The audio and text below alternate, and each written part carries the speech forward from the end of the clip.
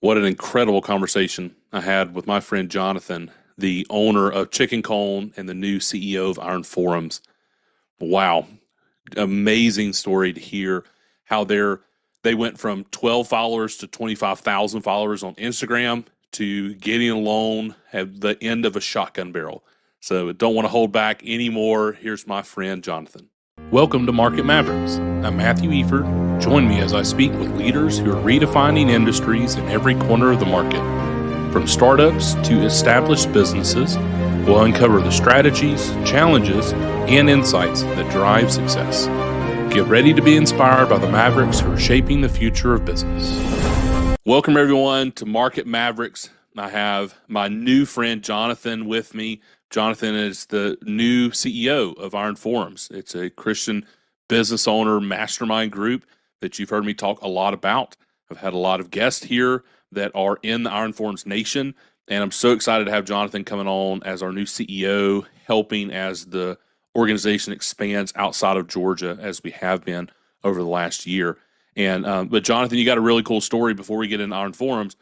You got a really cool story in Chicken Cone. And those of you that may not know about that, it's chicken and waffles. It's a really cool concept in the restaurant space. And Jonathan and his business partner, Josh, started that, and they've exploded that business. So, Jonathan, without further introduction from me, tell us a little bit about yourself, how Chicken Cone started, and kind of your role within Chicken Cone.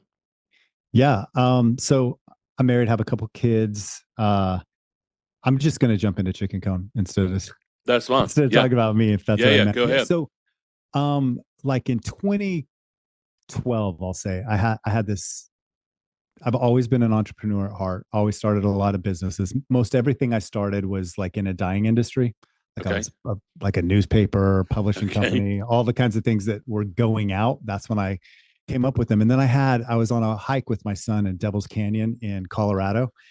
And I was super hungry. And I had what was probably, I thought at the time, this idea I've ever had. I was just sitting there thinking, man, it would be so good if somebody took some popcorn chicken, tossed it in a signature sauce, and served it in a delicious waffle cone. I love That was my idea. So I told him about it. And my son, he was like, let's see, he would have been about 12 years ago, so 13 at the time. And he was like, man, Dad, that sounds good. So I got home and I was telling everybody about it. And people would be like, eh. So I told my friend Josh about it, and he was like, why don't we make it? So him and his wife and kids came over, and we cooked some up, and our wives were both giving us a hard time. Like, oh, is this going to be good? Is this going to be good? And I remember taking the first bite and just being like, this is incredible. This is good. Yeah, it is great. Yeah. So he ended up moving out to California. We ended up moving out to the East Coast, like Eastern Pennsylvania, right in the Poconos Mountains. So almost into New Jersey. And he sent me this logo that he designed and said, why don't we try doing this for real?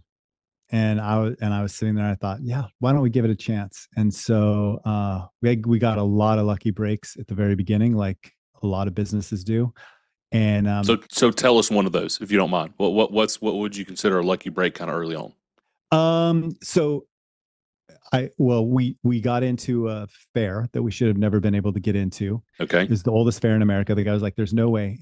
But we didn't have anything. When we got into this fair, we didn't have anything. Like I had never cooked chicken cone for more than a family at this time. That. Yeah, cool. And so we're like, what do we do? And so I found a trailer online, like a food truck trailer thing. And I bought it for $4,000. So you can imagine what that looked like. and went to pull it in our truck. I didn't have a vehicle. I had a Honda Pilot, and I was like, they can't pull it. So I had to borrow a friend's truck, and we hauled it over to this lot where a guy had a paint shop. And I was like, can you paint this white? Because in my mind, it was just going to be white, like make it a real nice, clean white. And he was like, sure. I go to pick it up, and it's orange. And I was like, dude, I said, paint this thing white. Why is it orange? And he's like, white paint was so expensive. Orange paint was basically free. I had it left over from this thing. And that was this lucky / providential moment of orange becoming our color, which was so much better than white.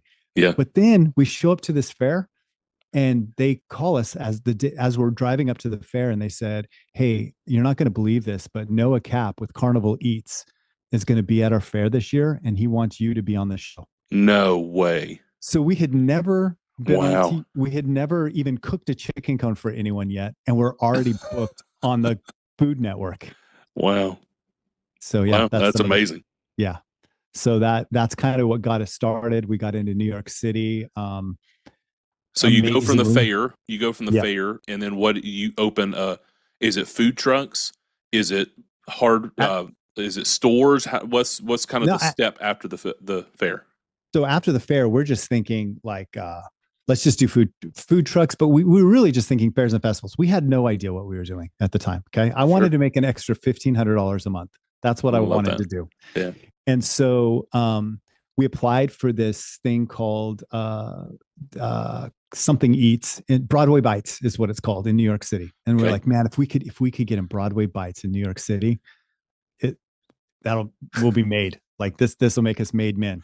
So we applied for this thing and they're like, you got to come up here and cook it for us. And so we go to New York City, drive in my junky Honda Pilot that I still had. We take all of our equipment because they're like, we don't have any cooking. We don't even have a kitchen in here, but we want you to make it. So we take, portable fryers and Sure. oil and all this stuff. And we go up to the 29th floor of this building and we cook it for them. And they're like, this is fantastic. We love it. We want to put you in our Christmas market. Josh and I are high fiving. They Wow. leave and go back to their offices. And we realize, now what? Like, we have all this hot grease and nowhere to dump it. And we're 24 stories up. Yeah. And so like we're like, what are we gonna do, man? Like, so we end up carrying this thing burning. I had burns all over the inside of my arm as I'm trying to I carry it like 2 feet and set it down and carry it 2 feet and set it down. But anyway, we got in this holiday market. There's some crazy things happening there, borrowing money from a guy who loaned me the check with the barrel of a shotgun to all kinds of stuff. Wow. We get into this market and it just blows up. Like one of the most fortunate things about chicken cone is it's beautiful, and so it makes this amazing Instagram moment. Yeah. And so the presentation of it's perfect. Yes. And so people start taking pictures and posting and taking pictures and posting, and we go from 12 followers to 25,000 followers in 2 weeks. Wow. And okay.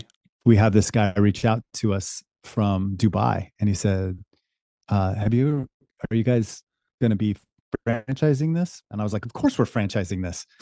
And then I we'll figure it out. Yeah, we're going to do it. Exactly. I was like, of course. And then I'm telling Josh, and Josh was like, is it even legal for us to franchise this? Like, can we do that? And I was like, I have no idea, man.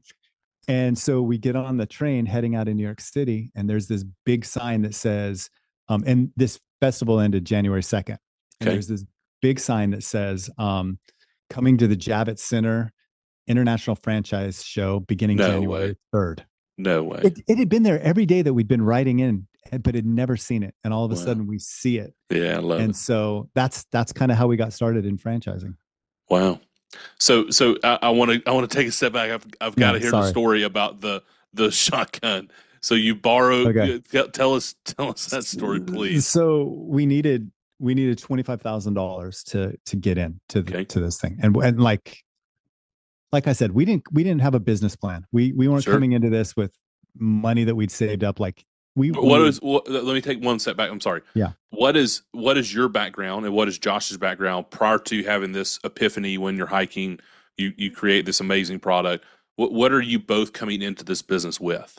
Josh was a piano tuner, probably the youngest piano tuner, in the United States at the time. But he had one of the largest piano tuning businesses west of the Mississippi. But he was a piano tuner, and I had, like I said, I had done a bunch of terrible businesses like publishing and writing, creativity. I was a pastor, those kinds of things. Okay. And so we need $25,000, and a friend of mine tells me, hey, my mom's boyfriend does some loans like this. I told him about you guys. He said he wasn't interested, but I got my mom to tell him he should loan you the money. He just wants to know what you have as collateral.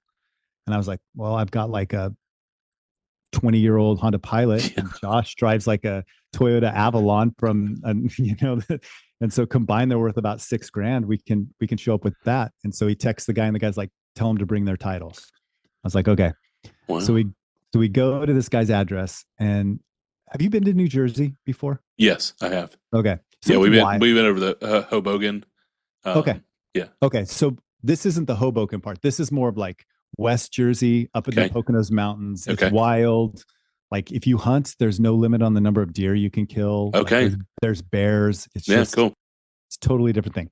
So we're driving through these back roads and there's this barn. And I'm like, this is the address that we're supposed to go to borrow $25,000. So we pull up and the barn doors are cracked open and we walk into the barn and there's a guy there. And to this day, I can't, Josh and I argue. I think he wasn't wearing a shirt. Josh said he had to have been wearing a shirt, but I don't know. But he was in overalls. We both agree on that. And he was sitting on this junky, trashy couch. And in front of him was this spool, like the giant spools that they put the highline wire Yeah. on, Yeah. for the power. So that was sitting there. That was his desk. And we go in and we pitch him what we're going to do. And he tells us, he sits there and he's thinking about it. And he said, I need you to know something about me, Jonathan. And I said, okay. And he said, I'm a man of means, but I'm an unreasonable man. If you're a day late, I'm taking your cars. If you're 2 days late, I'm showing up at your house. And if you're 3 days late, you don't want to be 3 days late. Wow. Do you still want this check? And I was like, yeah, I think I do. And so then I hadn't noticed that he'd been holding a shotgun in his hand the entire time. And he slid this check to me across the top of that spool. The spool. Yeah. And I grabbed it and I like kind of gave it a little tug and he was holding it kind of tight. And so then I just like jerked it out from under his shotgun rifle and said, thanks. And Wow. so, and we did pay him back like right on time. We paid him back. Cool. So he wanted to be paid back the day after Thanksgiving. Our thing started October 29th and we were able to pay him back, in something like 24 days. So wow, that's amazing. So so you get this call. So let's kind of come back to what you were talking to earlier. Sorry, I had to take that little tangent. Yeah. For you get the call, Instagram, you blow up. It's 25,000 in 2 weeks. Unbelievable. Again, the pictures, if you haven't seen Chicken Cone, you need to check it out. If you're in the Georgia area, there's one incoming. You got to stop by. It is a fantastic product. It tastes great and it looks good. So it's easily to sell. How did that? What came of that? So you go to the International Franchising Association, the conference that just quote unquote happens to be there. Seems more providence from God than just happenstance. But you see the sign. You go there on the 3rd. What is the process like then? We're walking around and we don't know what we're doing. Like I have no idea even why we're there. I know because it says International Franchise Show, but it's everybody trying to sell us franchises. Sure. Is what's happening. And then this guy named Chris Connor is sitting there and he goes, you guys look like you have a franchise you're trying to start, just out of the blue. Wow. And Josh and I were like, we do? And he's like, yeah, I mean, I've been watching you walk and you're not talking to any of these things. That's the only other thing I can think of. And we're like, yeah, actually we are. And he's like, well, I'm a franchise attorney. We had a little bit of cash at the time. So we ended up he wrote our FDD, our operating procedures, all those kinds of things, talked us through the process. And we were able to go to Dubai, show up in Dubai with all of our paperwork ready to go. Wow. And help get them launched in Dubai. So you have is the holiday market, you just have your food truck there? Or I'm not, I mean, no, I've had a chance to go to New York, but the holiday market, they build all these like little Christmas booths. Okay. Basically. Yeah. We've been so there. we're in, yeah. So I'm inside of like a 6 foot by 6 foot Christmas booth. Gotcha. Yeah. So that's your footprint, right, of the store initially. Yeah. Initially, how does that transfer over to Dubai? Like, did you go through concepts? Did you go to architecture? Like, how did you get from we've done this in a booth, we did it in a food truck, and it was crazy successful at the fair, that then led us to taking the hot oil 24, 27 floors up and burn ourselves coming down. Now we're in the holiday market and it's a 6x6 store. And then now I'm going to go pitch somebody in Dubai. What does that look like? So what happened is it opened up a ton of opportunities for us. And so there was a lot of places in New York City that were inviting us to become permanent residents, I guess you could say, inside of their food halls or different things like that. So we got a space in Columbus Circle. It's we had like a real restaurant inside of Columbus Circle. So we took that idea and then I was really focused on shipping containers. I was like, man, this is perfect for shipping containers, like Sure. the perfect concept. And when we got to Dubai, we found a shipping container market. And so that's the first place that we opened in Yeah, Dubai, cool. and it turned it into a drive-through and all of that Wow. kind of stuff. Yeah. And so what was the growth like in Dubai? Did you sell an area developer there, or the person who Hmm. called you and said they wanted to bring it? Are they Yeah. the ones that then kind of grew the Dubai market? Yeah. Abdullah Kaja, he purchased the whole UAE, which is Yeah, cool. all seven Emirates. And so they have five in different locations, in different, I think there's two in Dubai, but the rest are in different Emirates. And then Qatar reached out to us. And so um, Abdullah became the master franchise over Qatar as well. And we have had a couple open in Qatar. Wow. So then you bring it stateside. I mean, you start Mm-hmm. stateside. You go international, which is a crazy Stupid. step, but Yep. it's happened. Now you're growing it here locally. How long did you just have the location in New York, or the few locations in New York, until you started branching out from there? Probably about till one was open, probably about 3 years. Okay, Till we started selling them, 18 months. Like we started selling franchises right away. And well, then but there we ran into a lot of complications in getting them open, and then COVID hit in sure, 2019. So we started that process in 2016, and yeah, 2019 COVID hit and slowed everything down in sure, in that. But we continue to open throughout COVID. So that's how it's kind of flowed. wow. And so those early stores, like what were you showing on your item 19, right? I mean that's a big. If you're not familiar with franchising, that's a lot of the revenue numbers, the expense numbers Mm-hmm. that you're showing disclaimers. Those early folks, I mean, you just got thrust into this so fast. What did it look like for the early people? Were they just So buying the brand, the yeah, the picturesque? They just said, "I love that," and we're making the numbers work. yeah, they were buying our branding, and our numbers looked fantastic because we were in New York City in a busy Yeah, subway station. sure, And so, but that one thing that I think hurt in the early stages where people would come and they would get an idea of what chicken cone should look like, but they took that idea off of a subway station in New York City, yeah, not off of what it really should look like. So then they would return to where they were from, and they would start looking in these highly dense markets and foot traffic where chicken cone really needed to be. Not It's really difficult to make a go of any restaurant in those highly dense foot sure. traffic areas. Oh, there's Rents so a much lot more turnover. expensive. Yeah, yeah. Yeah, And so we've been working for the last 6 years of moving away from that idea of chicken cone and moving more into the drive-through type of model. okay, so that I mean that's somewhat of a pivot, right? We love to hear kind of Hmm. pivots. Um, Yeah. what is? How did you get there? How did you kind of have that idea of, man, we're being really successful here, but franchisees are seeing something different. We need to pitch them a different story. We need to tell them a different story. They need to be looking for standalone units with a drive-through. What was that process like? A lot of arguing, a lot of Okay, between Josh and I, a lot yeah, of back sure, and forth. We were building a really strong team at that time too, and so a lot of our team members had input and things, and so it it was a lot of back and forth until we finally came down to a decision. The one area that um, I'm still convinced, and we're seeing it starting to happen now. So it's been almost 6 years now since when we first had the idea to do it, is here in the US putting in these um, container models. cool, That's been really a thing that we have been fighting to get our concept scaled down to work inside of a container model, and we're finally sure, there. six sure, years and we're finally there. yeah, wow, that's cool.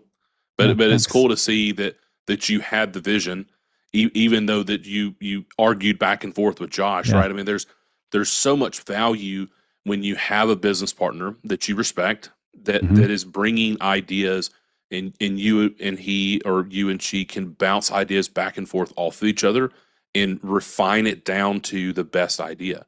Yeah. That the solopreneur, the person who just has themselves, that's such a dangerous place to be. I mean, if Oh you look at man. it from a faith perspective, right? I mean, God created us to be in community, and there's so much value in the community that we surround ourselves with. It's one of the reasons why I love Iron Forum so much, is surrounding yourself, pulling yourself out of isolation.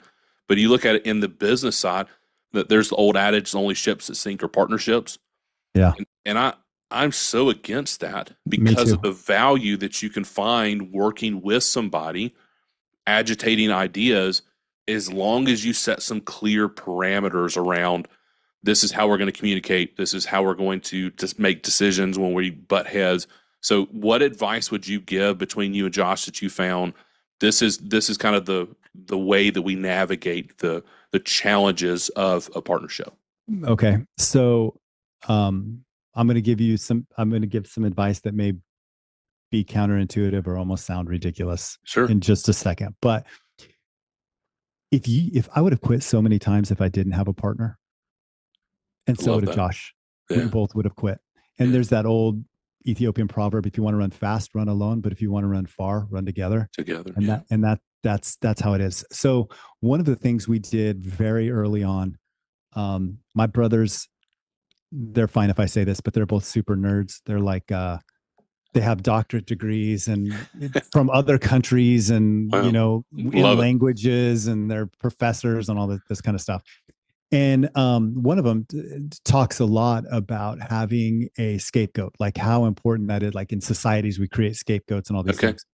So Josh and I brought that idea into our business, and I said, if things go wrong, we're always looking to blame because we never want to blame ourselves, right? Sure. And the easiest person for me to blame is Josh, and the easiest person for Josh to blame is me. So I was like, we have to create scapegoats. Like we have to. Sometimes the scapegoat is the economy. Sometimes the scapegoat is the government. This is it. It's going to sound terrible when I say this. Okay. We chose an employee and made that employee our scapegoat. Yeah. No, I got you. My brother and I've done that as well. So yeah, But that's what it did was it kept our relationship strong. yeah. It allowed us to argue and get frustrated about ideas, but be able to flesh them out. And then when things went wrong, it wasn't my fault. It wasn't Josh's fault. It was, Yeah. we're going to call him JR. That's not really his name. JR's fault, Yeah. And so I think that was the single most powerful thing we did. And we verbalized it to one another. And when he was gone, we created another scapegoat. And so like that kept our partnership strong, but also kept us with the ability to talk through, argue. I keep using argue. It may be even more like a debate than an argument, but Sure. like be able to go through those things. And then one more thing real quick. Yeah, please go ahead. We spent 62 days at the very beginning of our business driving into New York City, working in a 6x6 booth together and driving home. We would leave at 4:30 in the morning. We would get home at midnight for 62 days straight. Wow. We did this. We built a ton of trust Sure. with one another during that time. That I think that's the other thing that you have to have in a partnership is you have to have a lot of trust, and trust comes from proximity and frequency. That's how you build trust. Yeah. I love that. So you said he had moved to the West Coast. Did he come and live with you in Pennsylvania, or how did that work? So when the very first thing we did was my wife and I did like this little camp thing with canned chicken. It was just, I thought it was a disaster, but people loved it. Okay. I was embarrassed. I thought it was disgusting. People loved it. We got invited back the next day. But I told him about that and I was like, we should try that this summer. And he packed up his family and they moved out there and they rented a place for 3 months and they were just going to be there for 3 months. And they still live there to this day. Wow. So, Yeah. Cool. I love that. yeah. So, and I completely agree the idea of the trust, right? I mean, that is something that, so take it from your marriage. So for my Mhm. wife and I, when we have a disagreement, what we have found for us, what works in our relationship is we sit shoulder to shoulder, side by side, say on a booth, and the disagreement is on the other side of the table. And we are working together to talk through that item, that That's issue, great. instead of I'm going to sit across the table and I'm going to yell Yeah. at you and you're the problem. It's like, no, this issue is the problem. I love you. I'm connected to you in my marriage, but I also love my brother. But this idea of we're going to be unified together, but in that Yeah. unity and the trust that I have for you, I'm also going to be honest with you. Because if I'm not honest, at the end of the day, we won't get the best decision. It doesn't mean I have the best decision, but if I'm not honest with you and you're not honest with me, we can't bounce out some of the issues that are going to arise if we don't have an honest dialogue about it and work through some of those on the front end. Yeah. That's great, man. That's awesome. So in Chicken Cone, you start Mhm. franchising. Is it you and Josh are selling the franchises? Do you hire franchise development team? What does kind of that process look like as you're expanding to the crazy growth that y'all have had now? Yeah. Initially it was Josh and I, and then we had a lot of people that wanted to connect to our brand. I think one of the biggest mistakes we made was saying yes to so many people. Like we had so many people just wanting to attach themselves to the brand. One that I'm very thankful we said yes to was a friend of mine since he'd been my friend since third grade. We'd grown up together, Wow. and he had gone back to college as an adult with grown children, and he was getting his master's degree. And he actually wrote a paper on how to franchise. He'd never franchised or anything like Okay. that. Okay. And so he came on board as our franchise salesperson for free. Just he'd get a commission if he made a sale, and he closed the deal in Dubai with Abdullah Al Khaja in Dubai. Wow. And so that was really cool. And so he stuck with us. And then we ended up hiring a development company called Pinnacle Okay. out of South Florida. And they partnered us with a guy named Chris Brown, who is phenomenal. He's actually stepped out and started his own brand now. But like I I've never worked with a third party person that felt like he had such ownership and care for our brand. I love It that. was fantastic. Yeah, it's And cool. he just blew it up. I mean, I think he sold 53 units in 1 year. Good grief.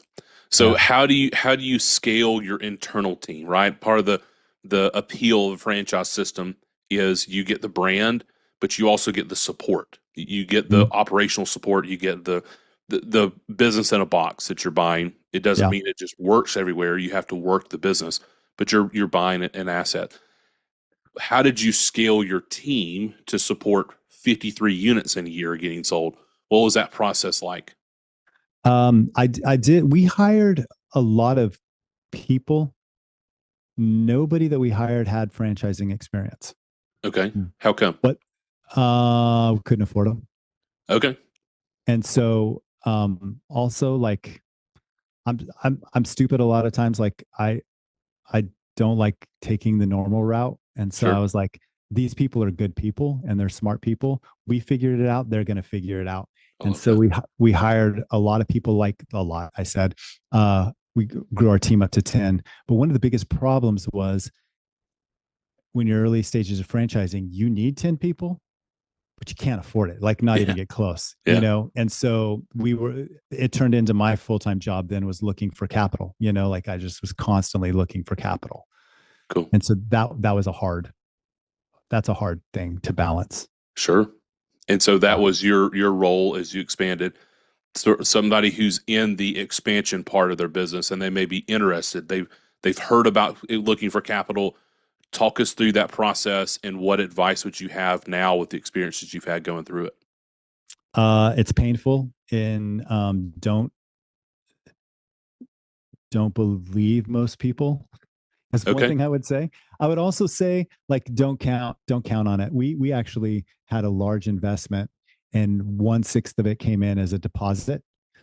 And we made a lot of decisions based on that because I knew this guy. I knew the rest of the money was going to come in and it never came in. And it really caused some problems inside the company.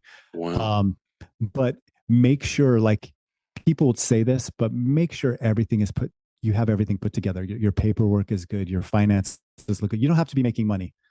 Oh, actually, the biggest thing I would say, whatever stage you're at right now, do not let anyone tell you, well, what's your EBITDA, what's your profit margin, value you based on those things. You Sure. use everything that you've done up to this point as traction. This is the traction I've built. I love that. We'll check our EBITDA when we have a when institutional funds come in, give us a couple of years after that. But right now, everything is traction. This is all positive. Everything I've had to go through, everything I've built, I traction. love that. Yeah, that is a fantastic perspective shift, right? Yeah, Of being able to pitch your idea, especially something that you believe in, that you're passionate about, and that you know will be successful in the right hands. So, in correct. that, as you're looking back over your franchisees internationally, national here, stateside, um, what have you found in the that may be applicable to a small business owner? What has made them most successful? So you have a successful brand, you have a successful product, but not all of your franchisees are going to be successful. It's just the nature of the beast. So, in your experience in all of the locations that y'all have, what have you found makes them the most successful? What kind of helps them stand out? Their comfortability with ambiguity.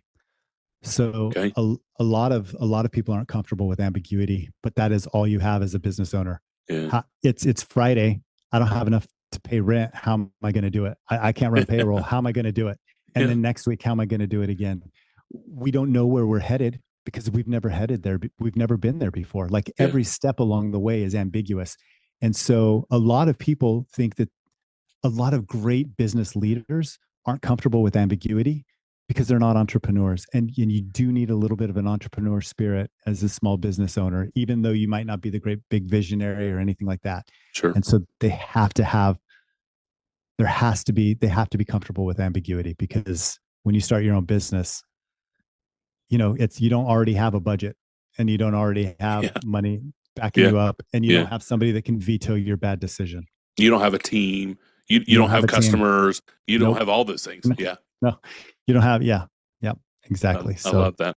So when you are coaching a new franchisee, when you're meeting with them at an annual conference or when they come to the decision day, what advice are you giving them within Chicken Cone that helps them be successful? So obviously handle ambiguity, but is there anything else that you kind of follow up that conversation with? uh, I think behind me there on the top, you can't read it from where you're at. It says, most people miss opportunity because it shows up in overalls and looks like hard work. Yeah, We would give a little keychain that was a hard hat with the chicken cone logo I love that. in our I'm gonna gifts. get some of those made. Yeah, because this is like you're stepping into the hardest thing you've ever done.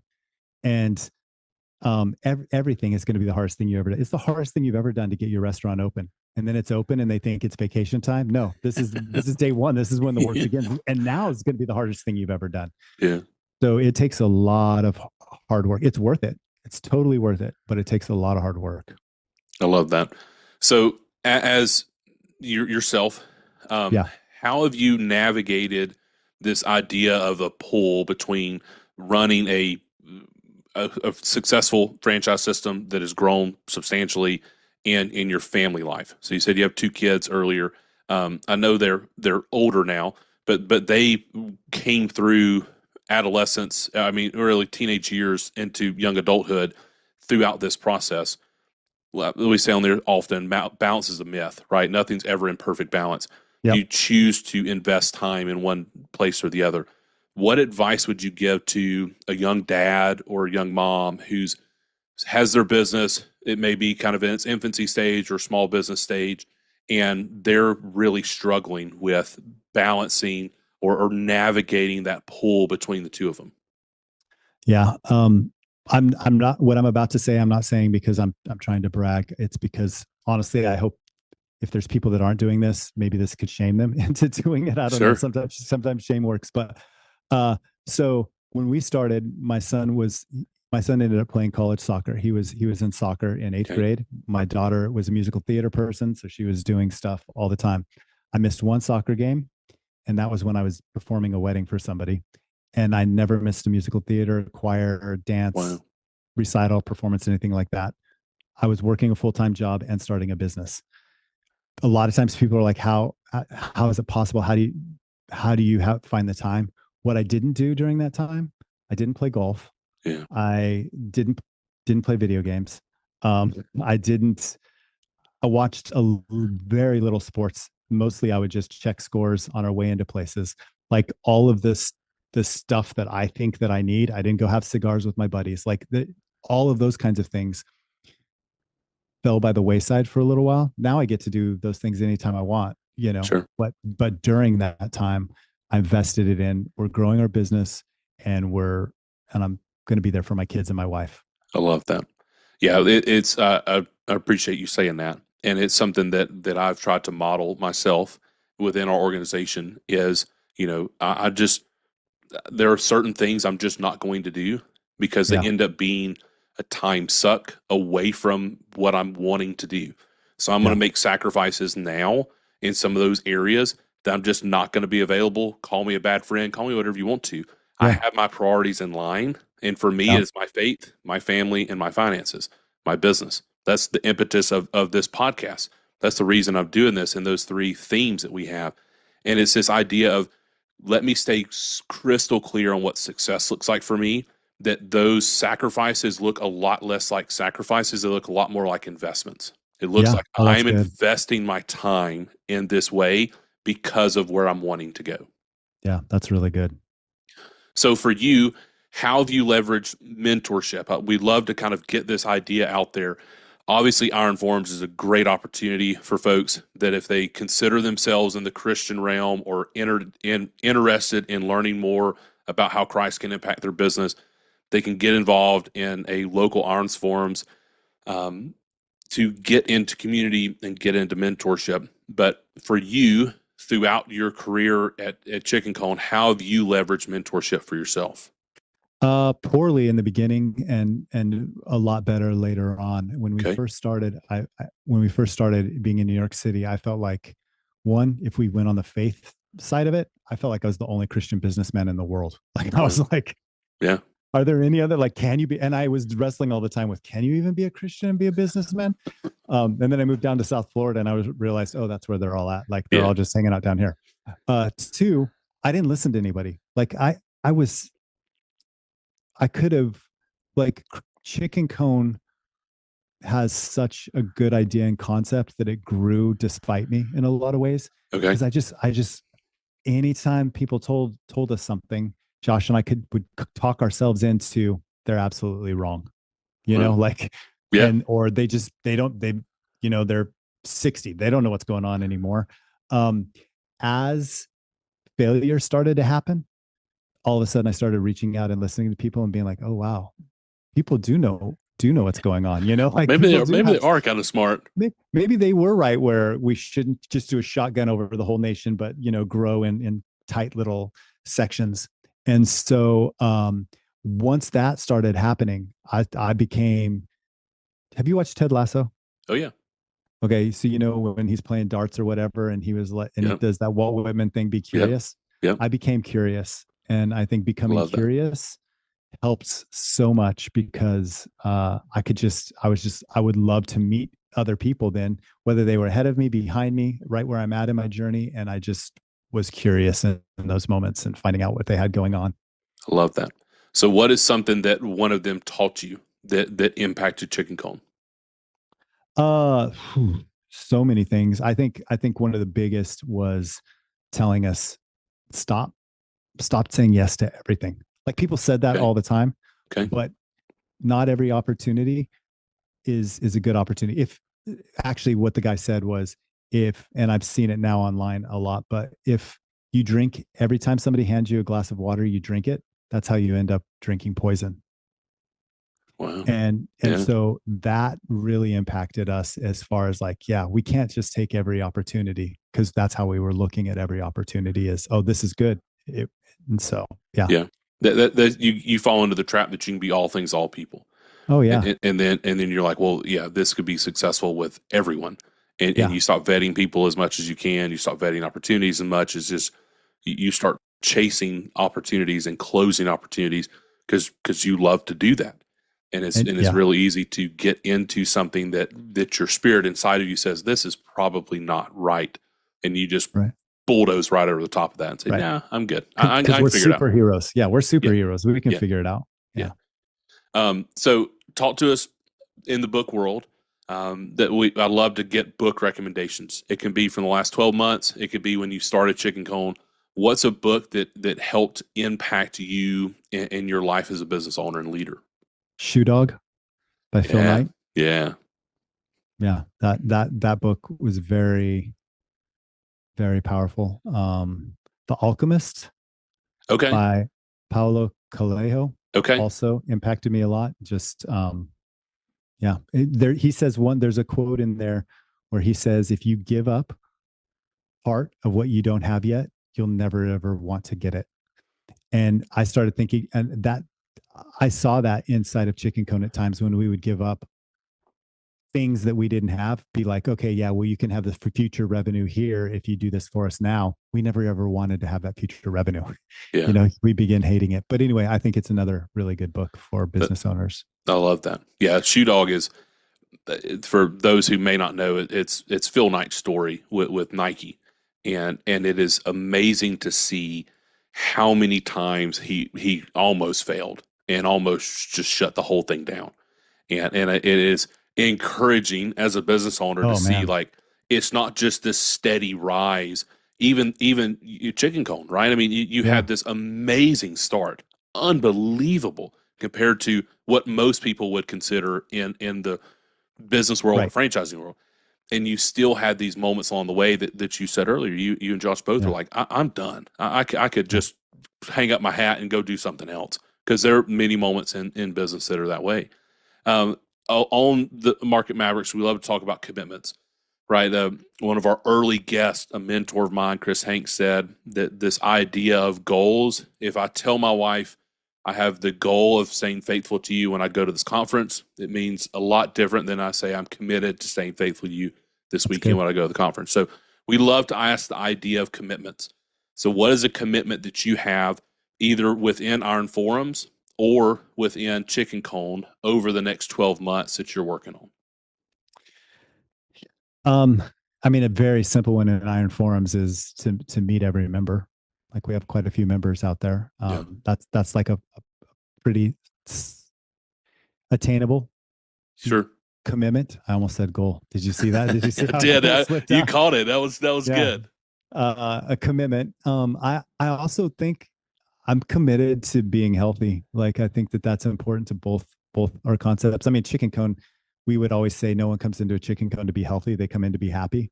But Chicken Cone needs me to be healthy. And I'm not just Sure. talking about like so I survive, but also like so I'm clear minded and Yeah, not frustrated, not feeling terrible every day, like yeah, that kind of stuff. yeah.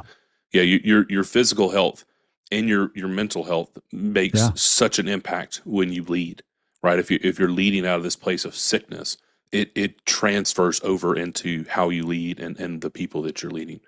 Yeah. So, Jonathan, we've had a little too much of your time, and I appreciate it so much. Been Let's awesome, close on this.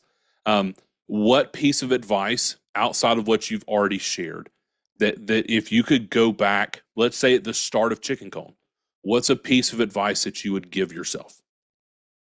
man. I just saw this. I like F1 a lot, Okay. racing. Yeah, yeah. And there's a retired F1 guy, and they ask him, what would you tell yourself, your younger self? What advice would you give him? And he said, nothing. I wouldn't even talk to him. Which I think is super funny. Uh, I think I would say like days, like what you do each day matters. Yeah, Like it does, sometimes it doesn't feel like it. You're stuck in that rut and you think I'm not even one. So what if I'm 1% better, 2% better? Or the company is, everything you do matters. And I think that's what I would say. I love that. You can actually, and you can change your past because because right now is my past in a few minutes. And so Sure. you can begin changing your past by changing your right now. Love that. What an excellent point. What an excellent way to end. Give us just a real quick pitch on Iron Forums. Why are you excited? Why did you join as the new CEO? What Man, drew you to Iron Forums? people like you drew me to Iron Forums, and everything you said just about like how important it is to have partnerships and people speaking into your lives and community and not feeling alone. Like it is lonely, even when you have a business partner. running a business is a lonely, lonely place. I think David Thoreau said, or Henry Thoreau, one of them said, most men live lives of quiet desperation. Yeah. Because we feel alone. And so like, that's what attracted me to Iron Forums, is this opportunity for people, peer-to-peer sharing, and just being able to be in conversation and life together and strengthen one another. I love it.